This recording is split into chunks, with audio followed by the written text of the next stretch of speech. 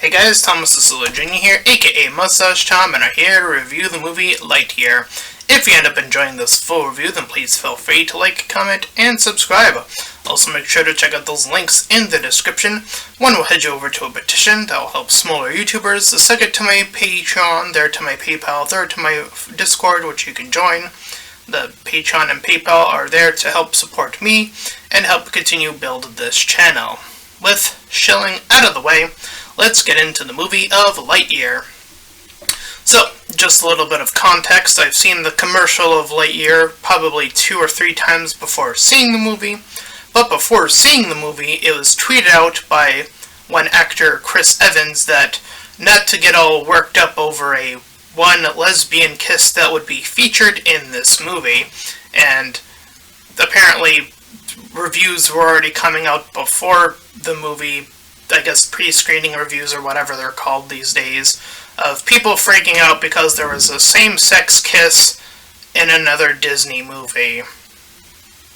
And that made it fail, question mark? Yeah, I don't get it.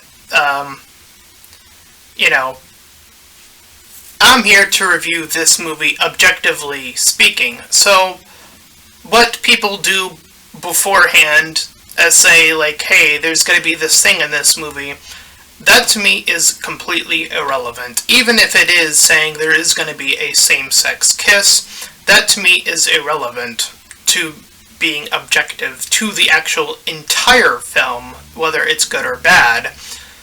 So I'm not going to say that the kiss made less people watch it, therefore it made less money, therefore it is bad. That is, to me, a bad argument. And if people want to make that argument, that they are not good reviewers. I said it, I am not taking that back. I'm here to do a better job than that. I'm here to say why this entire movie may be good or bad, and actually explain the reasons beyond, oh, well, there was just a same-sex kiss, therefore it is bad. The entire movie, based off of one kiss, that doesn't make any logical sense. So I'm here to disparage that, as well as to call out Chris Evans at the same time, because I'm not satisfied with this lame kiss that happens in this movie. Spoiler alert, it doesn't happen between 2 of the main characters, that's for sure, which is present in the Owl House, the show that Disney, ironically enough, or unironically enough, I'm not sure which one it is, but decided to cancel, so, people want to keep getting on Disney for pushing out this LGBT agenda, and yet they keep backing down from pushing the LGBT agenda, which is to say, hey, gay people can kiss, it's fine. If that's the full extent of the agenda, oh no, I'm terrified. Oh no, that's so scary. It's like, fuck off. Anyway, so we're gonna go deeper into this, obviously, and mock both sides of the argument, because I think both are being made out to be bad here, and they did it to themselves. And again, I'm here to be objective as possible. So let's get into the actual movie, shall we? Spend no more time on that. But we're going to talk about the kiss again, because it's going to come back up. Anyway, so the movie starts off with Buzz Lightyear on his ship, and he's setting out to explore this new planet. And just as you would expect him to, he starts to narrate to himself. He's met up with Hawthorne, who is suddenly beside him. Hawthorne is the lesbian in question, by the way. I'm just gonna throw that out to the tables now. And she decided to have a rookie come along with the 2 of them. His code name, or whatever you want to call it, his feather something or other, I don't remember. Point is, the rookie gets grabbed by these tentacle things, and there are also bugs on this planet, which would mean that the planet that they're searching is currently hostile to them. They have these lightsaber-esque type weapons that glow very much like lightsabers, which actually kind of fits considering that a lot of what this came from was sort of mocking-esque towards Star Wars, which how that's come full circle on its face. It brings me no pleasure in knowing that we'll soon be also reviewing Obi-Wan. So look forward to that review. Anyway, so the rookie gets grabbed and Buzz goes in for the rescue. And in doing so, Hawthorne gets back to the ship, but in preparation they're able to stealth temporarily so, which doesn't get them too far, but far enough to slip back into the ship with a sliding maneuver. However, they just don't have enough time with their attack still happening on them. The ship is unable to calibrate up properly enough, so the ship eventually crashes when Buzz tries to force exit them out of this situation. After this incident, Buzz wants to court-martial himself, and naturally Hawthorne is trying to get him to snap out of that way of thinking that early on. And apparently, they get stuck there for a year, so we get to see a little montage of them building in the background, and it looks weird because they stay in the same spot, generally speaking, for this little thing that happens.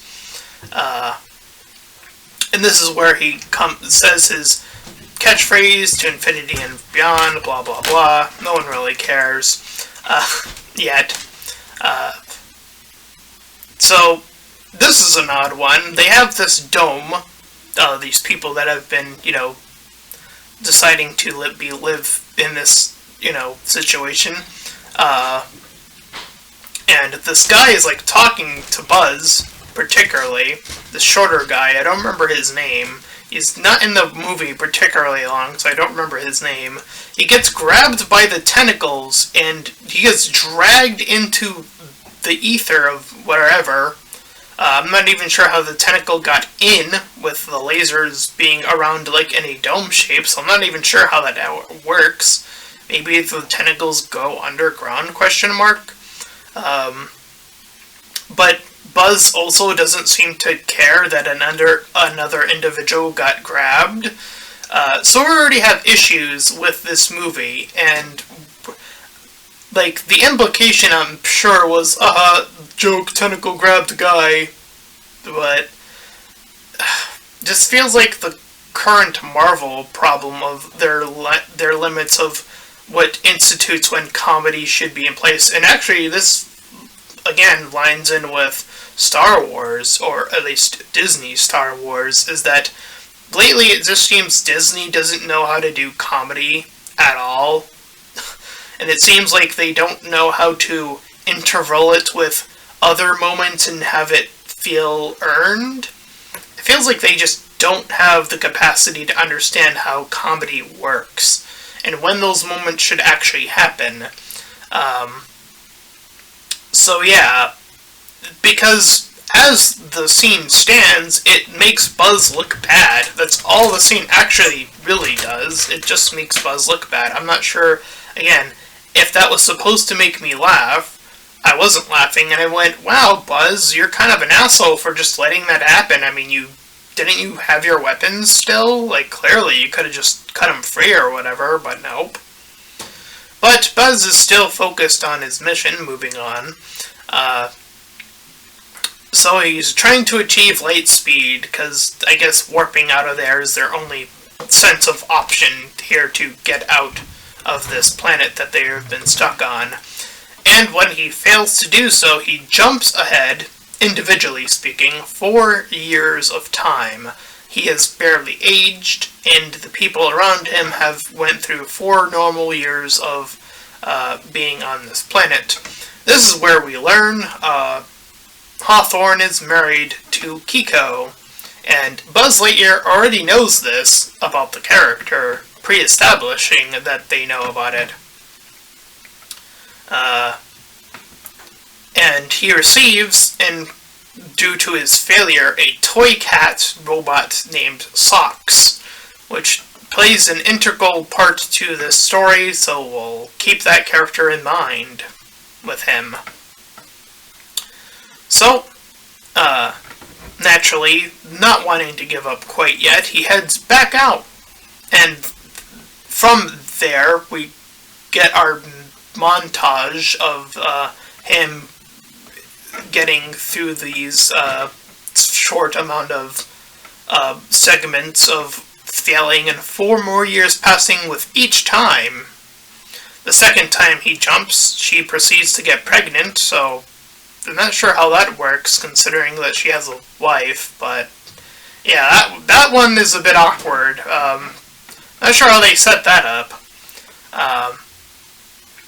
And he, as he goes through, she's getting older, she kisses her wife, as I mentioned, and this is what apparently people who are terrible at reviewing movies say ruins the entire movie.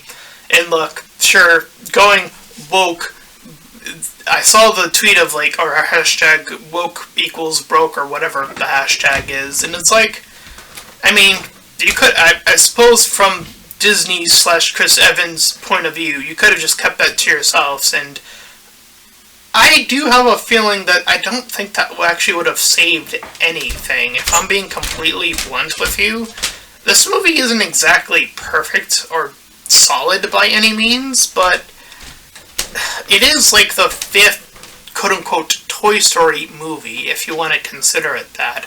It is sort of a prequel to, this is established in the thing, or how it's commercialized, is the prequel that Andy watched to get him into Buzz Lightyear, which I guess this also prequels the show Buzz Lightyear Star Command as well, because this is setting up the Star Command as well.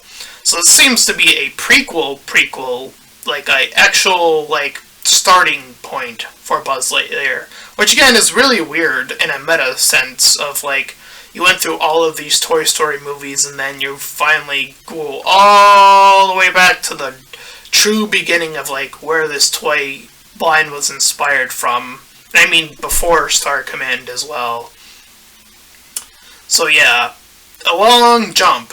And I don't know, I think people were already kind of tired of Toy Story 4, and I gave that movie way too much credit when it came out.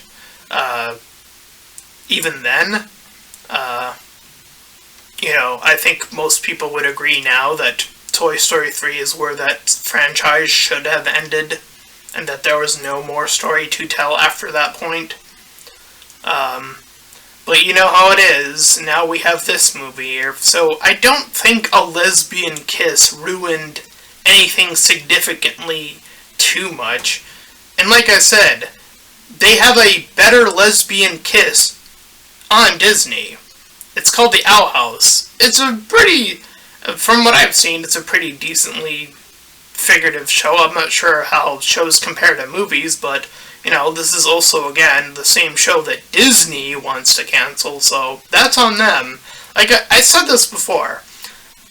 If people want good LGBT representation, I think the last place you should start, the place you shouldn't look to is Disney. I think other places can provide better written LGBT content. And that's all I care about. If you're going to have LGBT content, have it well written. That's all I care about. If you're going to have straight content, if it's well written, that's fine. That's all I care about. In terms of being objective. I don't care if it's gay or straight. As long as it's well written, that's the baseline of what I want to see in a story. And through this, the two characters who do kiss, just to get it over with, they're not characters. They're not. One's literally not a character, and Hawthorne's more like a sort of, what would I call this? A plot device, or a tool to help the new Hawthorne, named Izzy later on in the film, to separate herself from this version of Hawthorne, who we briefly see even within this flashback. And obviously, through the montage, she gets older and older and eventually passes away. And we see a new commander, Burnside, take over her space, saying that they're on a new mission, that they're deciding to stay here on this planet. They sort of just, felt like this could work here, they can make it work here, so they're making it work. So fine. But there are more issues with this movie, and it has nothing to do with the kiss. So we're going to move on swiftly and soundly. So, moving past the little montage, Socks, the robot, finds the right configuration for their mission. So yeah, the little robot helps Buzz solve the problem. I don't know how that works, but okay. He gets past all the guards using his little his various techniques, like going invisible and the other thing. Anyway, he gets in the ship and uses the hyperspeed. But when he zips back around, successfully speaking, he ends up back on the planet as he was hoping to, so presumably another 4 years have passed. And as he does so, he's pinned down by what looks to be a robot or a person in a robot-like-esque type suit. Apparently, this individual is named Izzy, the person I just mentioned. So Izzy is the granddaughter of Hawthorne, this sort of, again, not really a character in full, character. The Izzy is the character that we're focused on. So, she updates Buzz on how they have been trapped, and how suddenly and abruptly the robots are these thing called Zurgs. Of course, if you've known anything introduced in Toy Story 2, Zurg is like the main villain that appears, and they made a joke about it in Toy Story 2, being that Zurg was Buzz's father, which is a direct link to Star Wars, being Darth Vader is Luke's deity. So there's parallels again to Star Wars there. But here we have another iteration of that story, which again is weird because this is the original story, so you would think that they would use that, but no, they do a completely separate thing, which I'm going to spoil now. So get this, Zurg is another iteration of Buzz Lightyear. And we'll talk more about what that actually means a little bit later on, but just so you know, that is what the big reveal actually is that Zurg, the main Zurg anyway, is Buzz Lightyear as well. So we'll get there, and the issues that causes, because there are issues with it. So anyways, Zurg and his robots come in, and Socks helps Buzz in with another assist, and with it, Buzz is able to get out once again, and their robots get stuck. We are introduced to two other of the crew that are going to accumulate. I wrote Zap, but I don't even know if that's his name. This quitter guy who keeps on wanting to quit and stuff. And this old lady whose name I don't remember writing down anywhere. I just called her Granny in my notes, and then he called the quitter. So I'll just keep referring to them as those two things, because they kind of stick to those two things until the very end. Well, not the Granny, she stays consistently old, obviously, but point being is that one of them has like a mini arc of sorts of him, quote-unquote, not giving up to get through. So anyways, the others, as they were being chased, followed Buzz into this area. And I do have an issue with this, and the way it's shot anyways, is that, they're all outside. Buzz and company are outside. They're being chased by the Zurg, who are also outside. And Buzz is separated from the group currently, and the group somehow teleport in front of him to open up a new area which they can lock themselves inside of, which of course causes an issue of how did they even achieve this. And there's a simple solution that the movie does not show us, is that they would have found perhaps maybe even a shortcut of some sort to get them to this location faster. The point being is that the movie is moving so fast, it doesn't even comprehend when it's making issues, or the writers clearly didn't, because they didn't conceive, oh, the group is suddenly in front of Buzz. How did they do that? Whatever, don't worry about it. I'm sure no one will pick up that the group teleported in front of Buzz, which is not how people work. They don't teleport. At least none of the equipment in the Buzz Lightyear arsenal that I'm aware of helps you teleport. Again, not that I'm aware of. But they get trapped inside, and there are more bugs on the inside. And the quitter does what he does best and quits, so he presses the shield or give up button on his thing, which forces this grape-like object to form around him. But they get caught up with by a incoming Zurg, and they run out the other way. So they go to a beacon location, and unfortunately the security is currently locked. They get locked in this room with this security thing with them, which holds them in place with this light. Buzz is trying to open the door that they are now stuck in. The three of them conjoined into this one light, because when one light, I guess, of them, it conjoins with another light of them, the light just grows and now confines them into that space. I don't know how that works, but that's how they present it, so whatever. So Buzz joins their squad, and again, this is really timing, is that when they did it the first time and failed, there seemed to be a shorter window when that happened to when Buzz joined them to make the cone bigger.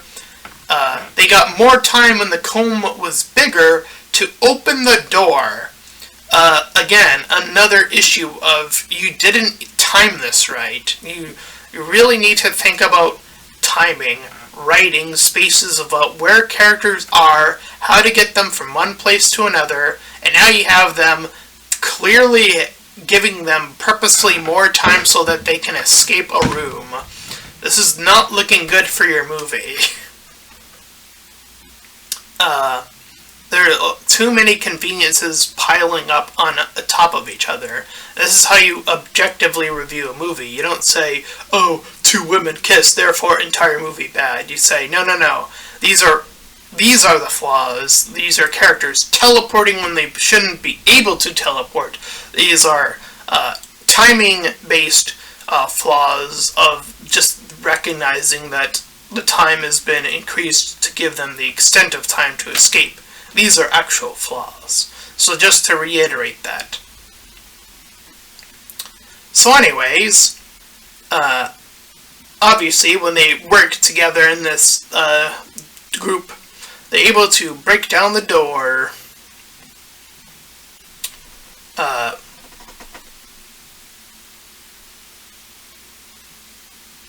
So they get some tools along the way. And Socks is able to, help them to the extent that he is helping them continuously. And as they escape this area, the ship blows up that they're in. And they continue to run from Zurg. Zurg seems to be rather persistent in catching up with this group, in particular Buzz. And thus Buzz catches on to this and he separates from the group again. He notices and he goes on ahead. And get this, the others get to save him again. I wrote it, but I don't remember the exact sequence. I just wrote that they save him again. That's all you need to know. So a lot of depending on others in this movie, which I technically don't have an issue with, unless, again, it's presented with, well, there's already issue of them teleporting. That's the actual issue, not that Buzz Lightyear needs help, because I know that's the character arc that they want him to go on. Clearly that's what they want to achieve. I recognize that. It's how you present that. It's how you execute it. The big boy word here in play. Execution is everything in writing. How you execute Buzz needing help and recognizing that he sometimes needs help. There's ways to achieve that don't sacrifice people teleporting, that don't sacrifice them getting the convenient amount of time to escape, so on and so forth. So, and we hear Zurg clearly say the word Buzz, and Buzz recognizes this as he's trying to get away. And he gets more robots. So they continue to get chased. And they're throwing bombs. They get in this vehicle and they're throwing bombs backwards to all these other Zurgs, these smaller robot Zurgs. However, in this process, they mess up the fueling system, which crashes their ship eventually. And this is where Buzz reaches his low point of the movie, because of course, this is going to have a obvious low point. Buzz is like, oh, well, the mission's done. This is where he's officially grabbed by Zurg and brought to the ship. And again, this is where we see that Zurg, as I already mentioned before, is an even older Buzz. And this is where he begins to explain. They even make a joke here, or I don't know if it's meant to be a joke, of like, he questions if it's his father, and it's like, no, I'm actually this. So this is his flashback, and this causes other issues, by the way, with the villain. So now there's problems with the villain, too. So, in this flashback, or in this iteration, this version of Buzz, the older Buzz, I'll just continue to call him Zurg to, avoid any confusion. So Zurg, in this flashback, when he arrived back, he was almost arrested for, breaking protocol, essentially. And he went off, Zurg, and found the Zurg ship. Conveniently found the Zurg ship. It was just suddenly there. And that's an issue. Why would the ship suddenly be there? That's so lazy. It's so convenient. And there's ways to fix this too. It's not that hard. You have to work backwards in this logic, right? How do you get Zurg to get to this conclusion of, oh, I should get this robot army? Well, this is actually relatively easy. You have Buzz at the beginning of the movie, since, this is a alternate version of Buzz, again, Zurg, have Buzz encounter the Zurg robots earlier in the movie, and be like, that's a potential idea, or I'll even use the robot to, help us get out of the situation that they got in the beginning of the movie. How about that instead? How about they use the robots instead of the laser swords? Again, an easy fix to give Buzz, or in this case Zurg, the idea to be like, oh yeah, I remember those robots from the beginning when we initially landed here. Let me go back to the robots and just reactivate them. Again, you set it up and then you pay it off. You don't just poof these robots into existence. It's just lazy. It's what it is. It's lazy. It just poof into existence. Fucking lazy. This movie has actual frustrations that have nothing to do with two women kissing that are very frustrating to go over. So anyways, as that happens, as we get told, excuse me, as we get told this conundrum of how Zurg conveniently found this spaceship, this is where we get a little bit of a quote-unquote working together.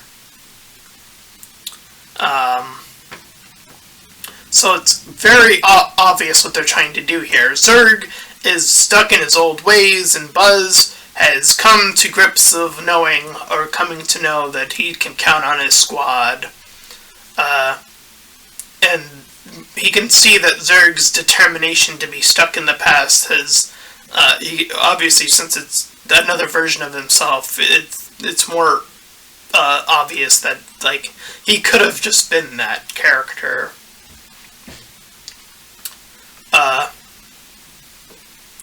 So this is where Izzy gets back into the picture, making contact with Buzz when he's in more of a clear area.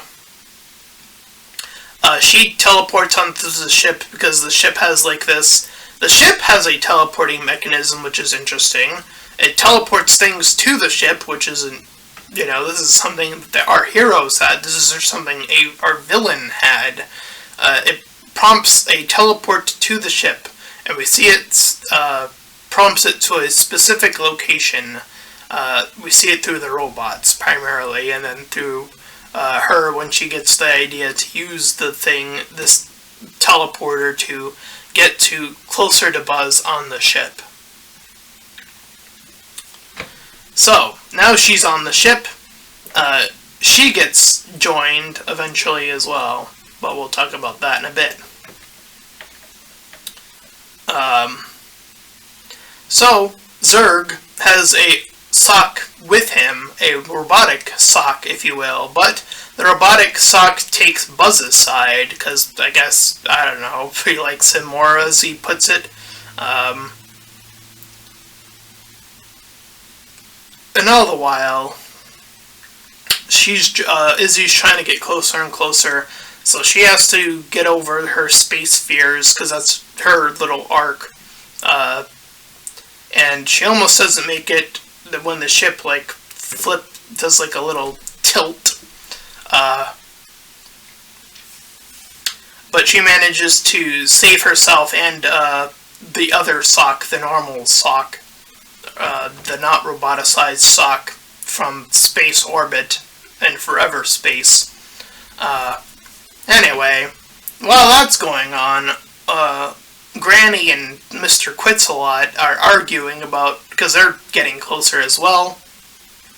They get teleported in with the group, or with Izzy, I should say, and they're arguing about how to go about it, and eventually he does the whole quitting thing, but uses her quitting button as enemies are approaching to create a safety shield for the two of them.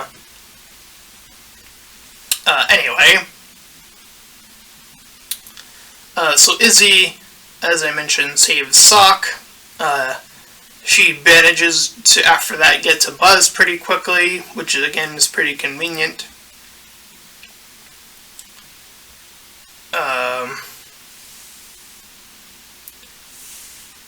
So, after,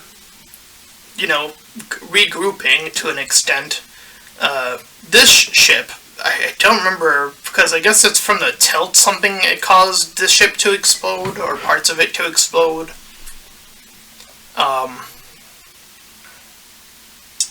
And Zurg gets back on the attack.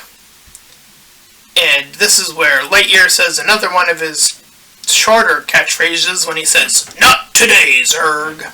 Not today being his other catchphrase, I guess. I think he has one more catchphrase that he doesn't use in this movie, and I'm trying to remember what it is. Because he uses To Infinity and Beyond, and he uses Not Today, and I swear he has another catchphrase that I'm thinking of that I wanted to write in my notes, and I was thinking about it. Did he have another catchphrase that he typically uses? I am struggling to remember what it is.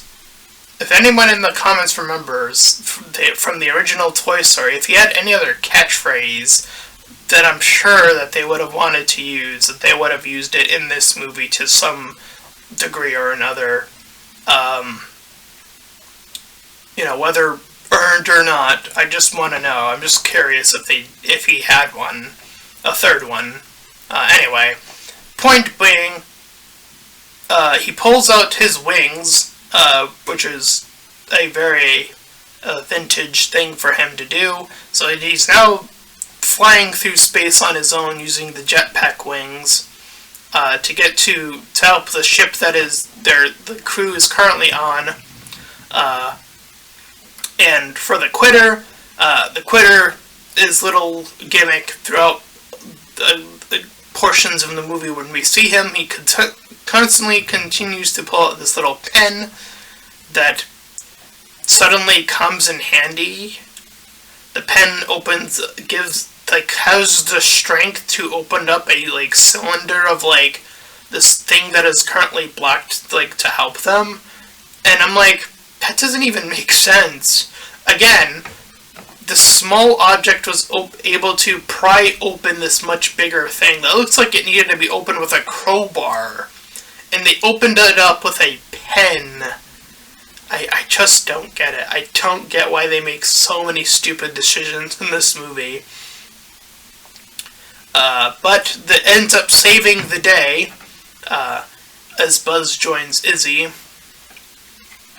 It has a crash land. They get stopped by the commander, what's his face, who's like, he does the typical, you ruined all this stuff, but you saved us, or whatever, that sort of shtick. So here, have this team of, professionals, and he looks to his crew, the crew that he's been walking alongside and who has helped him along the way, and of course he says, I already got a squad. And he grabs his squad as they set up for their first command mission, their star command mission, and as they blast off for their new mission, that is where the movie ends for Lightyear. And that's that. That is everything that happens plot-wise in the movie.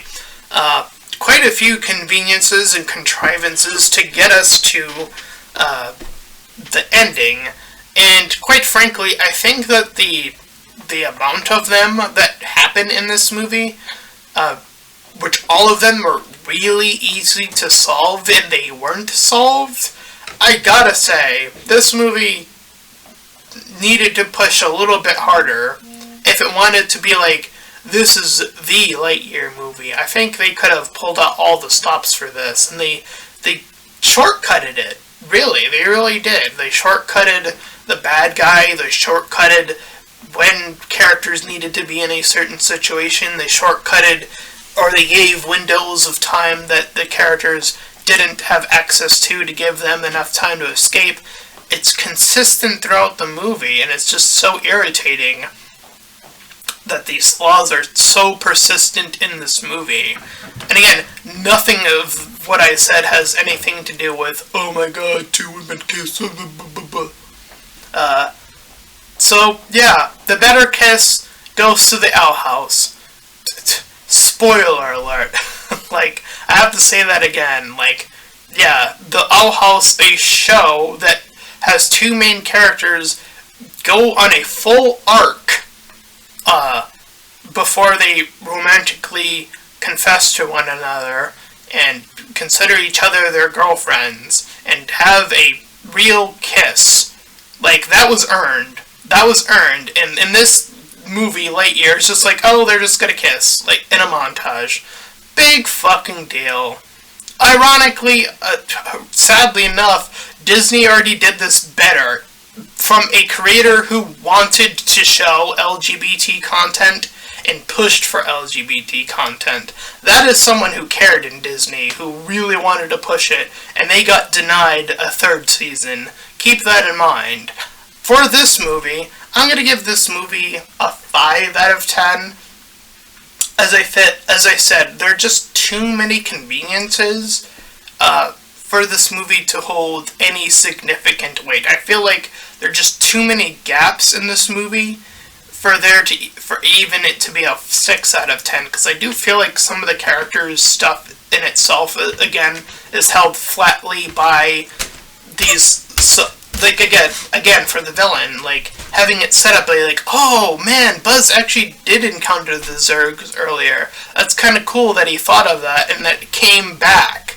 Like, that would help the character of Zurg significantly, and, you know, some of his other moments as well are a little bit confusing as well. But I digress. This movie's a 5 out of 10 for me, and again, it comes down to just how many conveniences there are at the end of the day. And that's my full review of Lightyear. It's a halfway decent movie. And it didn't have to be, obviously, but here we are. So, if you ended up enjoying my full review, then please feel free to like, comment, and subscribe. Also, make sure to check out those links in the description. When you head over to my Patreon, check it to my Patreon, there to my PayPal, fourth to my Discord. Any donations are greatly appreciated and help support me and help support the channel. And until next time, everyone, bye-bye.